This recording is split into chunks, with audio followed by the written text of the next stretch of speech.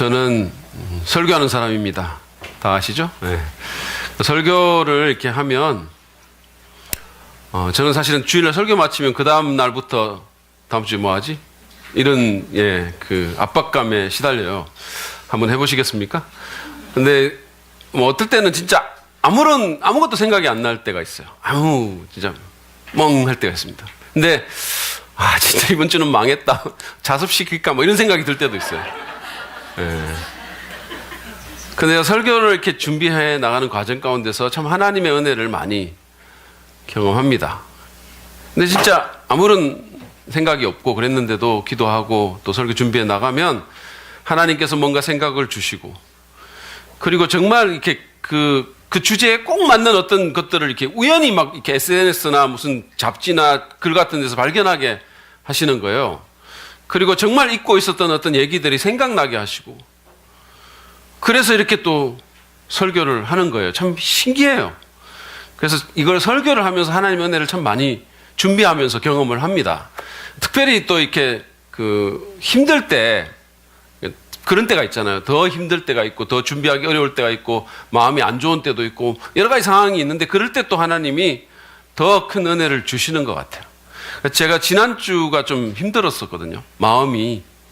그러니까 여러 가지 뭐 사역적인 요구나 압박이나 시간도 지금 굉장히 좀 이렇게 이상하게 이렇게 좀 여유가 없고 늘 그래요. 쫓기는 삶을 사는 것 같은 그런 것이 너무 힘든데, 근데 또 마음이 참 힘들었어요. 지난 한 주간.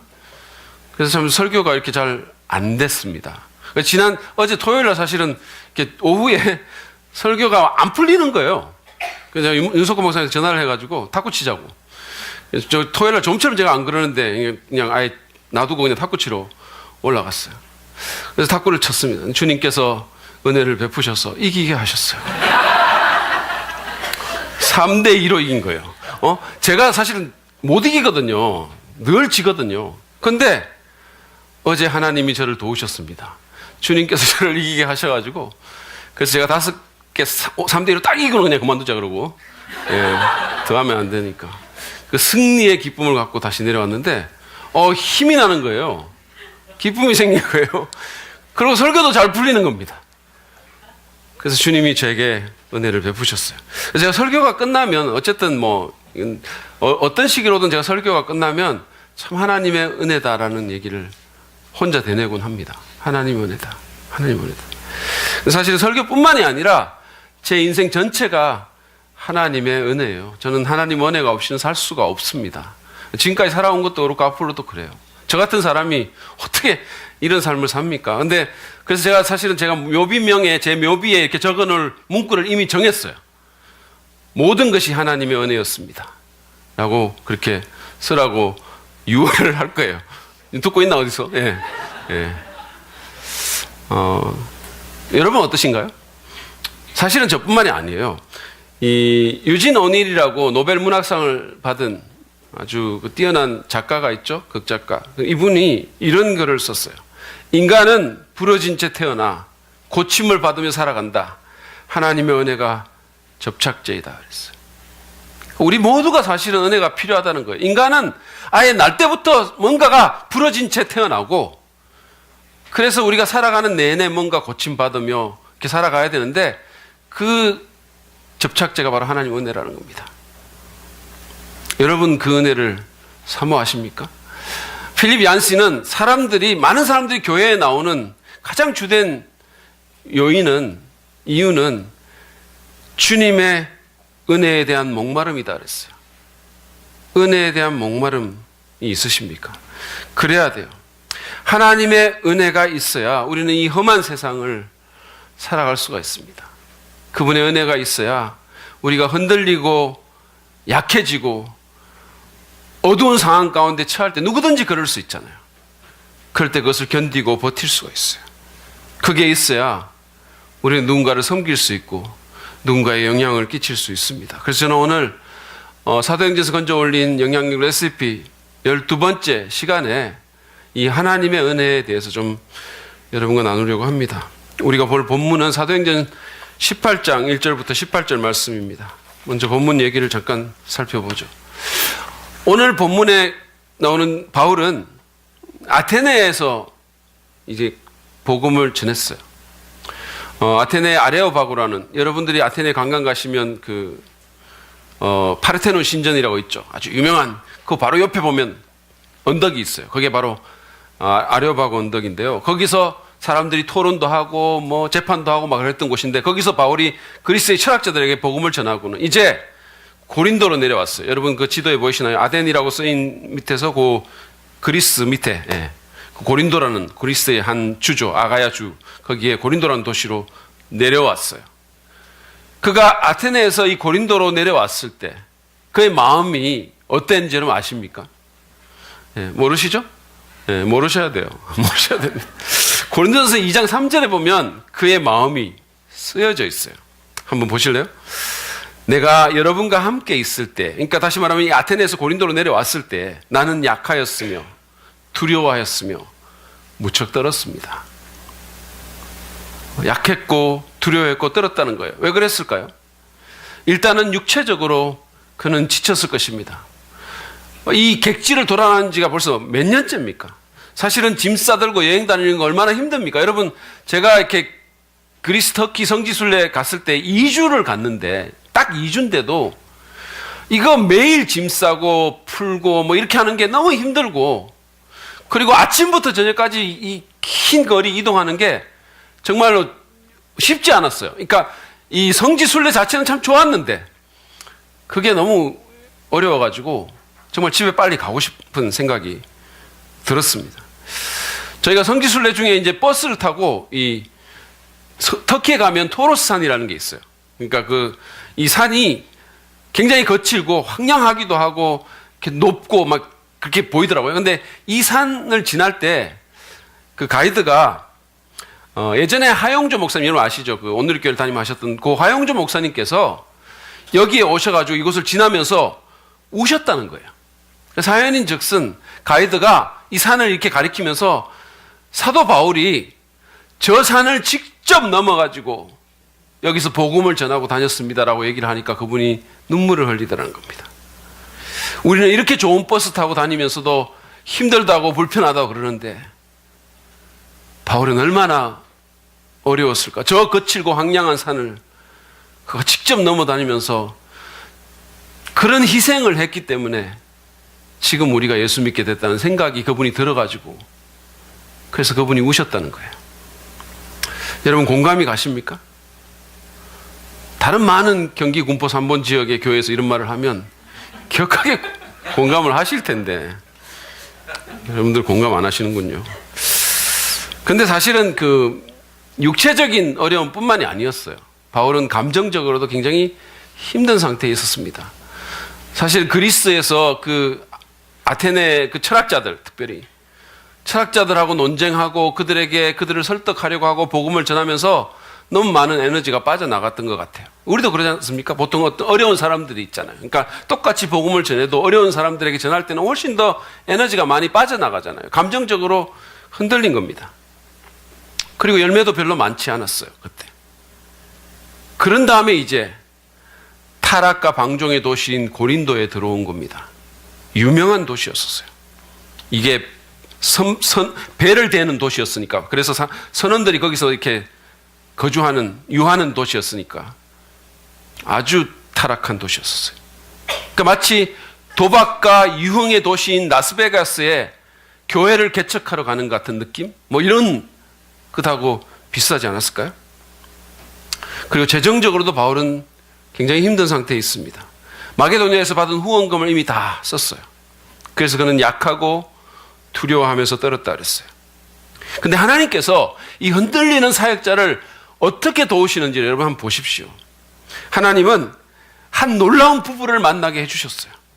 바로 아굴라와 브리스길라라는 그런 부부였습니다. 이 사람들은 장막 만드는 일을 했다고 성경에서 말하는 사람이에요. 그러니까 바울과 업종이 같았어요. 텐트를 만드는 그런 일을 했던 사람입니다. 여러분 업종이 같으면 이렇게 좀 통하는 게 있잖아요. 그렇죠?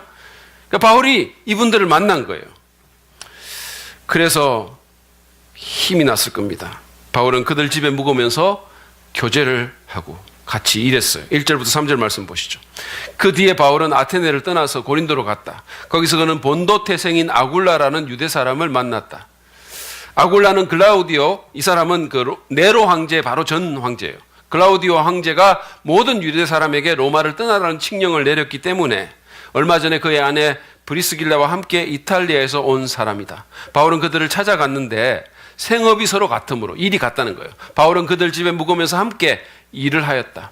돈이 없으니까. 그들의 직업은 천막을 만드는 일이었다. 여러분, 바울이 이 부부를 만나서 얼마나 힘을 얻었을까요? 여러분, 예전에 그 뽀빠이가 시금치 먹는 거 그거 기억나세요? 예, 그리고 막 이렇게, 예, 바로 이겁니다. 이거를 먹으면 막 그냥 알통이 계란처럼 막 이렇게 솟아나는 거예요, 지금. 그래서 꽉 이래가지고 그냥, 싸우죠. 그렇게 힘을 바울이 얻은 거예요. 그래서 안식일마다 회당에서 유대인들에게, 사람들에게 전도합니다. 4절을 보시죠. 바울은 안식일마다 회당에서, 유대인들의 회당이죠. 회당에서 토론을 벌이고 유대 사람과 그리스 사람을 설득하려 하였다. 근데 그것만이 아니었어요. 실라와 디모데도 마게도니아에서 내려왔습니다. 바울이 정말로 귀하게 여기는 동역자가 내려온 거예요. 근데 그 사람들만 온 게 아니라 물질도 같이 왔어요. 헌금을 같이 갖고 왔어요. 저도 이렇게 가끔씩 이렇게 교회에 이렇게 주중에 있다 보면 우리 유 목사님이 이렇게 한 번씩 오거든요. 뭐 얘기하러 오고 이렇게 옵니다. 그럼 그냥 사람만 그냥 오면 별론데 뭘 갖고 오면 예뻐 보여요. 이렇게 과자를 갖고 온다고 차를 갖고 온다. 얼마나 좋았을까요? 바울은 이제 더 이상 경제적인 문제에 시달리지 않아도 됐습니다. 이제 막 천막 만들면서 일하면서 복음 전하려고 하지 않아도 된 거예요. 그래서 5절 말씀 보시죠. 실라와 디모데가 마게도니아에서 내려온 뒤로는 바울은 오직 말씀을 전하는 일에만 힘을 쓰고 예수가 그리스도이심을, 예수가 메시아이심을 유대 사람들에게 밝히 증언하였다. 그냥 복음만 열심히 전한 거예요. 근데 6절을 읽어보면 이 유대인들이 바울의 주장을 받아들이지 않습니다. 예수가 메시아라는 그 주장을 배척하고 반대하고 비방합니다. 그래서 바울은 사역의 방향을 틀어서 이제는 이방인들에게 사역을 하기 시작해요. 거기 있는 그리스 사람들에게 사역을 합니다. 사실은 그게 그가 원래 받았던 사명이에요. 그는 이방인들의 사도였지 않습니까? 그렇게 그가 도움을 얻기 시작한 겁니다. 근데 뿐만이 아니에요. 하나님께서는 유대인의 해당 바로 옆에 있는 어떤 집을 바울에게 또 공급을 해주십니다. 이 집은 디디오 유스드라는 사람의 집이에요. 이방인입니다, 이 사람은. 근데 이 이방인인데 이 유스드라는 사람이 하나님을 공경하는, 경외하는 그런 사람이었습니다. 이 중요한 처소에서 수많은 사람들이 예수님을 믿고 침례를 받았습니다. 유스도의 이 집은 최초의 그 고린도 교회 역할, 예배당 역할을 했어요. 그 고린도 신자들이 모이는 예배당 역할을 했습니다. 그러니까 바울에게 있어서 돈 문제가 해결이 되고 자신의 거처 문제가 해결이 되고 그리고 예배당 문제도 해결이 된 것입니다. 뿐만 아니라 많은 사람들이 구원받게 되는 풍성한 사역의 열매가 맺혔어요. 그러리라고 전혀 아마 기대하지 못했을 텐데 정말로 안 좋은 도시인데 거기서 정말 많은 사람들이 구원을 받았어요. 근데 그것으로 하나님의 격려가 그친 것이 아니었습니다. 그분은 밤에 직접 바울에게 나타나서 환상으로 말씀해 주셨어요. 아마도 이 바울의 그 처소가 해당 바로 옆에 있었기 때문에 그가 물론 열매도 있었고 또 많은 승리도 했겠지만 유대인들의 반대가 또 아주 심했을 것 같아요. 해당 바로 옆에 있었기 때문에. 그리고 위협도 있었을 것 같아요. 그래서 주님께서 그의 안전을 보장하고 이미 진행 중인 그의 사역의 성공을 확인해 주셨습니다. 특별히 이 도시에는 내 백성이 많다라고 이렇게 얘기를 해주셔서 바울이 거기서 힘을 얻어가지고 1년 6개월을 고린도에 머물면서 사람들을 가르칩니다. 보시죠. 9절부터입니다. 그런데 어느 날 밤에 환상 가운데 주님께서 바울에게 말씀하셨다. 무서워하지 말아라. 그러니까 무서워할 수 있는 요인들이 있었던 거죠. 근데 무서워하지 말아라. 잠잠고 잊지 말고 끊임없이 말하여라. 내가 너와 함께 있으니 아무도 너에게 손을 대지 못하게 아무도 너에게 손을 대서 해하지 못할 것이다. 이 도시에는 나의 백성이 많다. 바울은 그들 가운데서 하나님의 말씀을 가르치면서 1년 6개월 동안 머물렀다. 얼마나 좋은 일이 일어났습니까? 근데 또 한 번의 위기가 바울에게 닥쳤어요. 그것은 바로 갈리오라는 아가야 주의 총독이 새롭게 오게 된 것입니다. 그러니까 역사적인 기록에 의하면 이 갈리오라는 사람은 주후 51년 7월 1일에 이 아가야 주의 총독으로 로마 총독으로 부임해 왔어요. 그러니까 유대인들은 이 새 총독이 이제 바울에게 좀 뭔가 불리한 판결을 좀 내려줄 것을 기대했던 것 같아요. 그래서 이 배교자, 이 잘못된 이단 랍비, 이 바울을 붙잡아가지고 갈리오에게 끌고 갔습니다. 재판정에 끌고 갔어요. 그러니까 제가 지난번에 한번 여러분들에게 보여드렸지만 이게 베마라는 건데 지금 유적지에 가면 있어요. 있는데 이게 어디에 있냐면 그 아고라라는 광장의 끝에 있어요. 그러니까 아고라는 사람들이 모여서 토론하고 교제하고 이렇게 하는 그 로마시에는 언제나 있는 그런 광장이에요. 그 끝에 보면 이 재판정이 있습니다. 그래서 다시 말하면 굉장히 공개적인 재판을 그가 받게 된 것입니다. 근데 사실은 이 재판의 판결이 향후 바울의 사역에 굉장히 중요했습니다. 그것은 로마가 이 복음 전하는 사역에 대해서 어떤 조치를 취할 것인가를 보여주는 일종의 시금석 같은 그런 재판이 될 것이기 때문입니다. 그래서 유대인들은 바울이 로마법과 유대법을 다 어겼다면서 그를 고소를 했어요. 그런데 바울은 그 고소에 대해서 답변할 모든 것을 사실은 준비하고 있었습니다. 그런데 바울이 입을 열기도 전에 갈리오가 먼저 말을 해요. 14절 15절 말씀 보시죠. 바울이 막 입을 열려고 할 때, 그러니까 유대인들의 그 고소에 대해서 뭔가 변호를 하려고 할 때 갈리오가 유대 사람들에게 말하였다. 유대 사람 여러분, 사건이 무슨 범죄나 악행에 관련된 일이면 내가 여러분의 송사를 들어주는 것이 마땅할 것이요. 그러나 문제가 언어와 명칭과 여러분의 율법에 관련된 것이면 여러분이 스스로 알아서 처리하시오. 나는 이런 일에 재판관이 되고 싶지 않소. 그러니까 갈리오는 유대의 종교 문제에 대해서 전혀 관심이 없었어요. 그러니까 이런 일에 자기가 이렇게 끼어들고 싶지 않았던 겁니다. 그러니까 한마디로 로마는 당신네들의 신앙 논쟁에 관여하지 않겠다라는 그런 판결을 내린 겁니다. 그런 입장을 밝힌 거예요. 그리고는 유대인들을 재판정에서 몰아냈습니다. 그래서 유대인들이 열을 받아가지고 회당장인 소스테네를 때리고 분풀이를 했어요. 근데 이 일에 대해서도 갈리오는 상관하지 않았어요. 다시 말하면 니네들 종교에 관한 일은 뭐 때리든 말든 나는 상관 안 하겠다는 거예요. 그러니까 갈리오의 이 행동은 사실은 기독교의 복음 사역에 상당히 호의적인 판결이라고 볼 수 있습니다. 왜냐하면 이제 복음을 전하는 것이 고린도에서 불법이 아니기 때문이에요. 이제는 누구도 그것 때문에 재판장에 끌고 갈 수 없게 된 겁니다. 적어도 갈리오가 총독으로 있는 동안에는 그렇게 된 거예요. 그래서 바울은 여러 날을 그곳에 더 머물 수가 있었습니다. 이게 오늘 본문의 이야기예요. 여러분, 이 이야기를 통해서 하나님의 은혜를 보십니까? 사실은 어려운 상황 가운데서 육체적인, 감정적인, 재정적인 그런 어려움에 처한 그런 사역자에게 하나님이 어떻게 도우시고 은혜를 베푸셨는지 이 얘기가 보여주고 있는 겁니다. 그래서 저는 이 얘기를 통해서 우리가 기억해야 될 구체적인 교훈 몇 가지를 좀 나누려고 합니다. 먼저 오늘 본문은 상황이 어두울수록 기회도 많음을 우리에게 가르쳐줍니다. 상황이 어두울수록 기회도 많습니다. 바울은 개인적으로 굉장히 어려웠거든요. 우리가 이미 말한 것처럼. 근데 그가 처한 환경도 아주 좋지 않았어요. 굉장히 어두운 상황이었습니다. 고린도라는 지역은 복음 사역을 하기에는 최악의 지역이었었어요. 그곳은 우상 숭배가 만연했던 곳입니다. 지금도 가보세요. 거기 보면 신전들이 이렇게 있어요. 유적들이 있습니다. 그리고 성적인 타락이 극심했던 그런 곳이었어요. 당시에 고린도라는 지역 이름을 넣어가지고 코린티아 나이즈라는 그런 속담투에 그런 말이 만들어졌어요. 고린도라는 지역이 이름이 들어가가지고 이게 말하자면 고린도스럽다 이런 식이에요. 이런 말이 만들어진 거예요. 근데 이게 무슨 뜻일까요? 이게 무슨 뜻이냐면 음탕하게 행한다라는 뜻입니다. 코린티아 나이즈라는 단어가 음탕하게 행한다라는 거예요. 여러분이 아시다시피 로마 제국은 성적으로 굉장히 개방적이었고 이 성적으로 굉장히 사실은 부도덕했던 곳인데 그 중에서도 고린도가 얼마나 음란했으면 이런 말까지 만들어졌을까요? 코린티아 나이즈.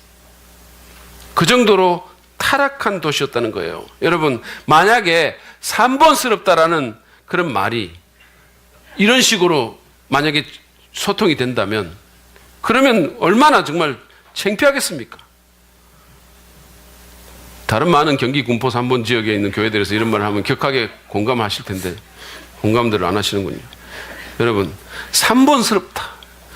네, 여러분 진짜 사랑 빚는 교회스럽습니다. 정말 가만히 계시는 거예요.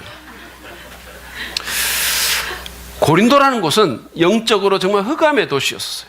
사역의 전망이 보이지 않는 곳이었습니다. 근데 오늘 본문을 보면 하나님은 그곳에 내 백성이 많다라고 말씀하셨어요. 우리는 볼 수 없지만, 겉으로 보기에는 너무 어둡지만, 그러나 사실상 거기에는 하나님의 기회가 엄청나게 있다는 겁니다. 여러분이 아시고 제가 알다시피 지금 한국 교회가 처한 상황은 그리 좋지 못합니다. 사람들은 성장과 부흥의 시기가 이미 갔다라고 말을 해요. 저희 선배 목사님들의 말을 들어보면 7, 80년대 이럴 때는 그냥 교회 문 열어놓고 이렇게 하면 뭐 사람들이 수시로 왔다는 거예요. 그냥 교회 오는 사람들이 상당수 있었다는 겁니다. 그리고 특히 어린 아이들은 막 그냥 교회에 몰려온 거예요. 그냥. 왜냐하면 교회는 아이들이 유일하게 마이크로 장난할 수 있는 곳. 여기 막 쫓아가지고 그러고 도망가고 막. 저도 사실은 어릴 때 이렇게 교회에 가가지고 막 한등기 교회에서 처음 봤어요. 너무 신기했고 너무 매혹됐었어요. 그리고 학생부들도 보면 막 거기서 뭐 문학의 밤을 하고, 그냥 막 정말 너무 지금 보면 너무 말도 안 되는 건데 막 학생 회지 만들어가지고 그 막 손으로 글씨 쓰고 새벽송 돌고 이런 것들이 이 학생들의 마음을 이렇게 끌어들인 거예요. 근데 지금은 상황이 전혀 다릅니다. 지금은 사람들이 교회에 별로 안 가고 싶어 해요. 지금은 뭔가 좀 살만하다고 싶었는지 영적인 문제에 별로 관심이 없어요.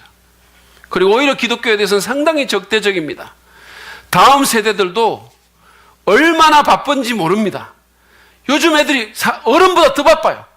학교 공부 끝나면 학원 가고 뭐 학원 끝나면 어디 가고 너무너무 바빠요. 야자하고 뭐 너무 바빠요. 그리고 교회 와도 시시하니까 자꾸 교회에서 빠져나가요.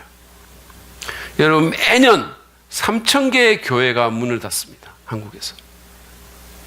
세상이 너무 편해지고 가진 게 좀 많아지니까 하나님 없이도 살 수 있다라고 사람들이 착각하는 거죠. 그게 현실이에요. 저는 가끔씩 제가 기왕에 목회할 거였으면 한 20, 30년 빨리 태어났으면 좋았을 텐데, 그랬으면 그때 땅값도 싸고 그냥 사람들 마음도 순박할 때 그랬으면 좋았을 텐데, 이런 생각을 할 때가 있어요. 여러분, 상황은 어둡습니다. 특별히 우리나라의 도시에서 기독교 사역하는 거, 복음 사역하는 거 쉽지 않아요. 그렇지만 성적으로 타락하고 우상 숭배가 만연했던 고린도에서 하나님께서 번성하는 교회를 세우셨어요. 그곳에 내 백성이 많다라고 말씀하셨어요. 우리가 모르는 기회를 주님이 거기서 제공하고 있었습니다. 지금 우리 군포 3번 지역에도 우리는 모르지만 주님의 백성이 많다고 저는 믿습니다. 그리고 그분들 중에 어떤 분들은 우리 교회에 와서 함께 주님을 섬길 수 있다고 저는 믿습니다. 여러분 가운데 개인적으로 어두운 상황에 직면한 분들 이 가운데 있을지 몰라요. 오래 기도했는데도 문제가 나아지지 않고, 오래 기도했는데도 배우자나 부모님은 점점 완악해지고 자녀는 점점 믿음에서 떠납니다. 전도 대상자가 있는데 마음이 전혀 움직이지 않습니다. 그렇지만 여러분, 상황이 어둡다고 주저앉지 맙시다. 어두울수록 주님은 우리가 생각지 못한 기회를 우리에게 주실 것입니다. 여러분 생각해 보세요. 어두울수록 사람들은 빛을 찾게 돼 있어요. 그런 사람들이 많아지게 돼 있습니다. 그러니까 우리가 해야 될 일은 실망할 일이 아니라, 어둡다고 주저앉을 일이 아니라 오히려 일어나서 빛을 발하는 거예요. 오히려 주님의 빛을 받아서 사람들에게 보여주는 겁니다. 그래서 개인적으로건 공동체적으로는 계속해서 주님의 빛을 비추도록 합시다. 주님께서 우리에게 기회를 주실 거라고 믿습니다. 오늘 본문은 또한 우리에게 우리가 약할수록 하나님의 능력은 더 강하게 나타남을 가르쳐 줍니다. 바울은 약하고 두려워해서 떨었다 그랬어요. 얼마나 약해졌으면 떨기까지 했겠습니까? 저는 사실은 제가 목회를 하면서 저의 연약함을 뼈저리게 인식하고, 그리고 여러 가지 상황, 사역의 상황이라든지 뭐 기회 가운데서 제가 막 불안해하기도 하고 긴장하기도 해요. 그렇지만 제가 진짜 두려워서 문자적으로 떨었던 적은 없었던 것 같아요. 제가 뭐 효영이한테 탁구 질까봐 두려워 떨기는 했을지 모르겠어요. 저는 사실은요, 우리 교회에서 무슨 행사를 하거나 아니면 목장에서 무슨 게임하고 이러면 제가 진짜 긴장하고 두려워 떨어요. 거기서 만약에 뭐 걸려가지고 무슨 벌칙 받을까봐, 나오라 그럴까봐, 무슨 뭐 엉덩이로 자기 이름 써라는 둥 이런 말도 안 되는 진짜 너무 야만적인 이런 벌칙 걸릴까봐 두려워 떤 적은 있는데 제 약함 때문에 두려워서 떨어보기까지는 안 했던 것 같아요. 바울이 얼마나 약해졌으면 떨기까지 했겠습니까? 그런데 그 약한 가운데서 오늘 우리가 본 것처럼 하나님의 능력이 드러났어요. 본문에서 본 것처럼 유대인의 회당 장과 같은 그런 중요한 인물이 예수님을 믿게 된 거예요. 놀라운 일이 벌어진 겁니다. 그 고린도의 그 타락한 도시에 수많은 사람들이 하나님께 돌아왔어요. 그리고 불가능할 것 같았던 교회가 세워지고 번성했던 겁니다. 누구든지 자신의 연약함만 보면 낙심할 수 있어요. 제가 아까도 처음에 말한 것처럼 저도 지난주에 좀 낙심에 좀 빠졌어요. 제가 너무 능력이 없는 목회자라는 그런 생각이 들었습니다. 성도들에게 말씀으로 은혜를 끼치고 정말로 그들의 심령을 부흥시켜야 되는데 교회가 정말 하나님의 그 사랑으로 뜨거워지고 주님에 대한 사랑을 성도들이 더 많이 경험해야 되는데 별로 그런 것 같지 않은 거예요. 다른 경기 군포 한번 많은 지역의 교회들에서는 설교하면 사람들이 아멘이라고 막 한다는데 우리 교회는 그냥 사운드 오브 사이런스예요.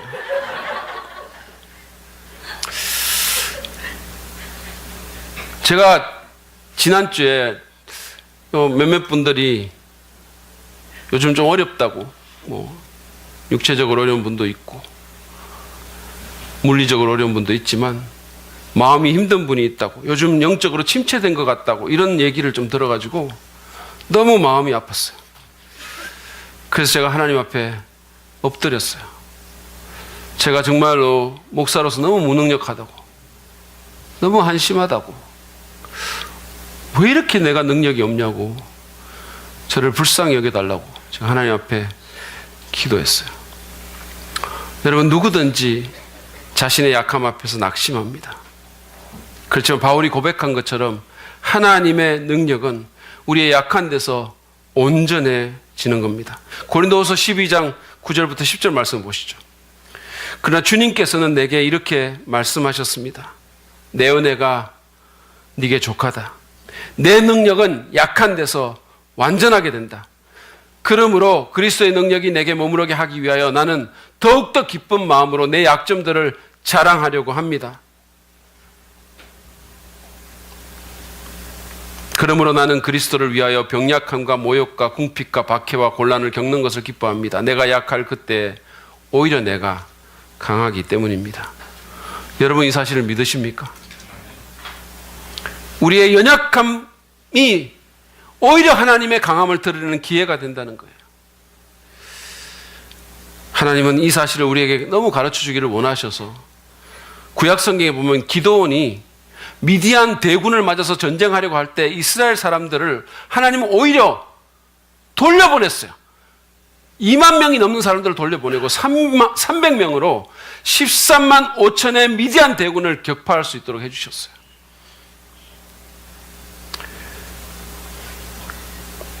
여러분이 약하다고 생각하십니까? 그 약함을 뼈저리게 느끼십니까? 축하드립니다. 하나님은 여러분에게 은혜를 주셔서 그런 여러분을 통해서 능력을 드러내실 것입니다. 사실 여러분, 우리가 강하다고 해봤자 우리가 얼마나 되겠어요? 얼마나 강합니까? 내가 안다고 해봤자 얼마나 많이 압니까? 저희가 한 번씩 이렇게 왜 격투기나 권투 같은 거 이렇게 보면 여러분 완전 사람인데 무쇠 같은 사람 있잖아요. 그렇죠? 막 몸보면 그게 정말 이게 돌 같고 쇠 같은 사람이 있어요. 근데 그런 사람들이 그냥 한 방 맞고 한 방이 진짜 훅 가는 걸 보는 거예요. 한 방에 팍 쓰러지고 일어나지 못하는 거예요. 그게 사람이에요. 사람이 강하면 얼마나 강합니까? 그렇지만 하나님은 전혀 다른 얘기예요. 그분은 아무 힘들이지 않고 정말 아무런 노력 없이 말 한마디로 온 우주를 만드신 분이세요. 우리에게는 그런 능력이 필요합니다. 그러므로 여러분, 약하다고 낙심하지 마시기 바랍니다. 돈이 없다고, 배운 게 없다고, 경험이 없다고, 인맥이 부족하다고, 기술이나 재능이 없다고, 정말로 너무 약하다고 그러지 마시길 바랍니다. 좌절하지 마십시오. 오히려 자신의 약함을 인정하고 하나님을 바라보시는 저와 여러분이 되시길 바랍니다. 여러분, 정말 문제는요, 내가 약한 게 문제가 아니에요. 정말 문제는 내게 뭐라도 내세울 게 있다라고 생각하는 거기에 문제가 더 있는 거예요. 제 친구는 테니스 좀 잘 치려고 원래 그냥 막 치다가 테니스 코치를 받았는데 그 코치로부터 힘 빼라는 소리를 수도 없이 들었어요. 그러다 결국은 퇴출당했어요. 힘을 못 빼가지고. 그냥 가서 혼자 치시라고 그냥 치시는 게 괜찮을 것 같다 이렇게 얘기를 하더라는 거예요. 여러분, 하나님은 우리의 약함을 이용하십니다. 근데 우리가 만약에 자꾸만 강한 체하고 힘주고 있고 우리 스스로를 뭔가를 포장하려고 한다면 하나님 그거 벗기실 거예요. 거기 힘 빼려고 하는데 그러면 상당한 아픔이 동반됩니다. 그러므로 약한 게 좋은 거예요. 약함은 하나님의 은혜와 능력을 경험할 수 있는 절호의 기회입니다. 약함을 인정합시다. 내 가정 문제에 대해서, 내 자녀 문제에 대해서, 내 장래에 대해서, 나의 도덕적인 역량에 대해서, 사역에 대해서 정말 아무런 능력이 없다고 말씀드립시다. 바울은 자신의 약함을 인정할 뿐 아니라 자랑한다라고 말했어요. 저는 별로 학벌이 없습니다라고 말한다는 거예요. 바울은 오히려 그거를 자랑한다는 거예요. 저는 별로 머리가 좋지 않습니다. 저는 인맥도 없습니다. 돈도 없어요. 저는 사람을 움직일 수 있는 그런 어떤 카리스마도 없습니다. 오히려 그걸 자랑한다는 거예요. 왜냐하면 내 약한 가운데 하나님의 능력이 더 강하게 나타나기 때문입니다. 그러므로 그 사실을 알고 하나님을 전적으로 의지하는 저와 여러분 되시길 바랍니다. 오늘 본문은 또한 하나님께서 때를 따라 우리를 도와주심을 보여주십니다. 하나님은 바울의 어려운 상황을 외면치 않으시고 정말 필요대로 만나주셨어요. 외로운 바울에게 동역자를 주셨습니다. 그가 거처할 곳을 마련해 주셨어요. 심지어 갈리오라는 정치인의 마음까지 움직여서 그에게 유리한 판결을 허락하시기도 하셨습니다. 더 나아가서 바울이 많이 흔들렸기 때문에 말씀으로, 환상으로 그에게 직접 말씀해 주시고 그를 격려하셨어요. 이거는 하나님의 은혜입니다. 히브리서 기자가 말한 것처럼 그분은 때를 따라 돕는 은혜로 우리를 도와주시는 분입니다. 우리도 마찬가지예요. 가장 뜻밖의 곳이나 또는 전혀 예상치 못했던 사람들로부터 도움의 손길이 올 수 있어요. 어려운 때, 약한 때, 주님의 은혜가 정말 필요한 때 주님은 다양한 방법으로 우리를 위로하시고 우리를 도우십니다. 제가 예전에 교회에서 이렇게 부교육자로 섬길 때 일이에요. 근데 그 교회는 이렇게 목사님께서 봉투에다가 이렇게 사례비를 넣어가지고 직접 이렇게 주세요. 요즘 그렇게 잘 안 하잖아요. 그렇죠? 요즘은 다 이렇게 정하는데 그게 지금도 그렇게 하시는지 모르는데 그때는 그랬어요. 이렇게 봉투에다 이렇게 넣어가지고 이렇게 줍니다. 그날도 그렇게 주셨어요. 그때가 겨울인데 하여튼 그렇게 주셨더라고요. 그래서 그걸 받아가지고 외투에다가 넣고 그리고 그날 이제 교육자들 무슨 가족들 식사가 있어가지고 식당에 갔어요. 그리고 식사하고 이제 집에 들어온 거예요. 들어와가지고 이제 지하 주차장에 차를 주차를 하고 그리고 집에 들어와서 이렇게 좀 쉬었습니다. 근데 그 당시에 제가 참 이렇게 마음이 참 안 좋았을 때예요. 참 힘들었을 때. 그러니까 하나님이 정말로 나를 사랑하시는지 확신을 자꾸 잃어가고 있고 나 같은 사람이 계속 이렇게 사역을 하는 게 맞나 막 이런 생각까지 들고 막 그랬었어요. 주님 정말 나를 사랑하십니까? 내게 신경이나 쓰십니까? 막 이런 넋두리성의 그런 기도도 늘어놓기도 하고 그랬어요. 그날도 마음이 그랬었습니다. 그런 가운데 이제 이렇게 앉아 있는데 제 아내가 사례비 봉투 갖고 오라는 거예요. 네. 언제나 그런 것처럼. 네.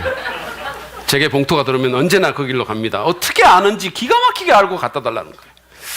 그래서 달라는 거예요. 그래서 제가 벗어놓은 외투를 뒤졌는데 거기 없어진 거예요. 없어요. 그러니까 아마 이렇게 뭐 들고 차 타고 뭐 이러면서 어딘가 이렇게. 그래서 제가 막 정말 심쿵 됐어요. 정말 나쁜 의미로 심쿵이. 그래가지고 제가 놀래가지고 교회에 전화를 한 거예요. 교회에 전화해가지고 이제 교회에 있는 분한테 물어보니까 없다는 거예요. 아무리 찾아도. 식당에 또 전화를 했는데 식당에도 없다는 거예요. 얼마나 낙심이 되든지. 그래가지고 제가 이제 그냥 막 그 외투 들쳐 입고 이제 주차장으로 쫓아 내려갔어요. 이미 시간이 좀 지나가지고 뭐 가봐도 없을 가능성이 굉장히 많았어. 그래서 가가지고 막 주차장에 사방을 뒤졌는데 역시나 없었어요. 그래서 안 그래도 마음이 너무 안 좋았는데, 예? 그냥 더 낙심이 돼가지고 고개를 숙이고 집에 들어왔어요. 그러고 이렇게 참 어떡하냐고 앉아 있는데 전화가 온 겁니다. 전화를 받았어요. 그랬더니 불광동 교회 이재기 목사님이냐고. 그렇다고. 혹시 사례비 안 잊어버리셨냐고. 누구냐고. 그러니까 제가 그때 의정부에 살고 있었거든요. 의정부 아파트에 사시는 어떤 분이세요. 근데 이분이, 저는 그런 분이 있는 줄도 몰랐는데 그분의 어머니가 불광동 교회를 다니시는 거예요. 그 어머니가. 근데 이분이 주차장에 주차를 하고 오다 보니까 두툼한 흰 봉투가 있어가지고 주워 봤더니 거기에 불광동 교회라는 교회 봉투고 이재기 목사라고 적혀 있어가지고 이게 아마 사역자에 대한 급여 같아가지고 자기 어머니한테 전화를 해봤더니 그런 분이 있다고 전화번호 가르쳐 준 거예요.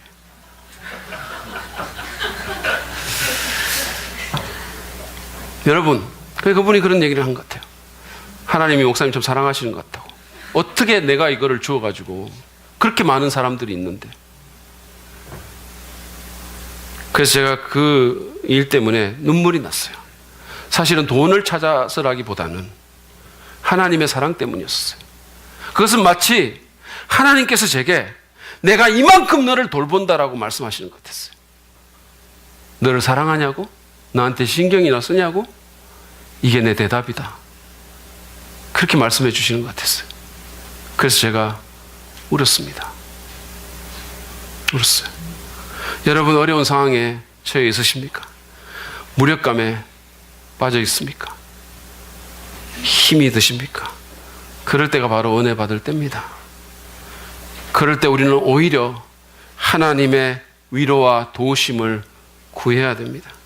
뒤로 물러나지 마시기를 바랍니다. 사람들이 막 힘들고 침체되면 자꾸 물러나려고 그러고 빠지려고 그러고 안 하려고 그러잖아요.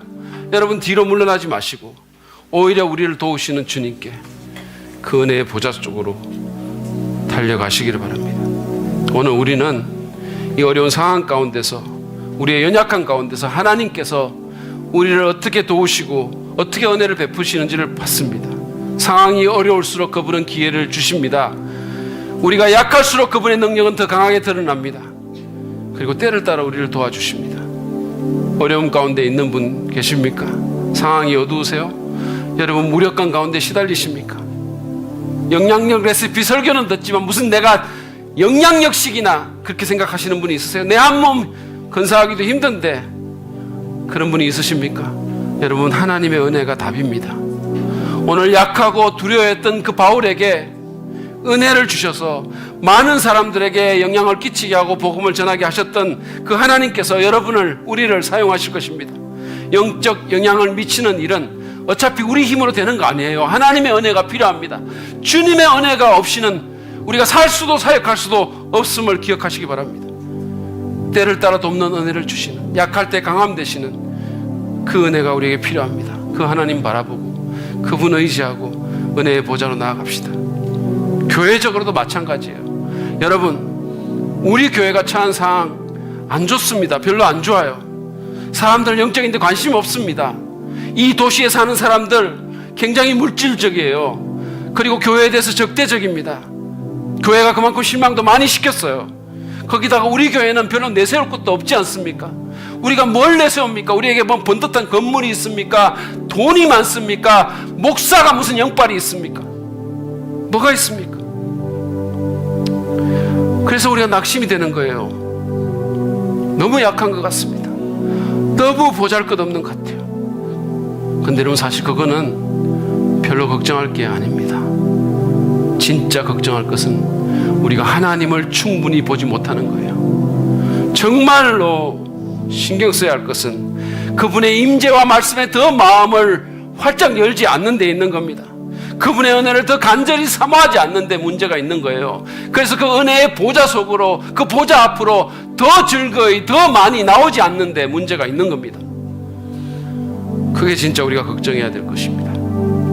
우리가 정말 하나님 앞에서 우리의 무능함과 무가치함을 인정하고 하나님을 의지한다면 그분께서는 우리를 통해서 그분의 능력을, 그분의 강함을 드러내실 것입니다. 300명으로 13만 5천의 미디안 대군을 물리치신 것처럼 약하고 두려워 떨었던 바울이라는 사역자를 통해서 정말 되지도 않을 것 같았던 말도 안 되는 지역에 번성하는 교회를 세우셨던 것처럼 우리를 통해서 주님의 역사를 이루실 것입니다. 우리를 가장 영향력 있는 교회로 주께서 만들어 주실 것입니다. 여러분, 뭐가 필요하십니까? 뭐가 필요하십니까? 우리가 살아있기 위해서, 우리가 참으로 주님 앞에서 살아있기 위해서, 사는 것처럼 살기 위해서 우리에게 필요한 것은 하나님의 은혜입니다. 그 은혜를 사모하시는, 그 은혜의 보좌로 나가시는 저와 여러분 되시기를 간절히 바랍니다.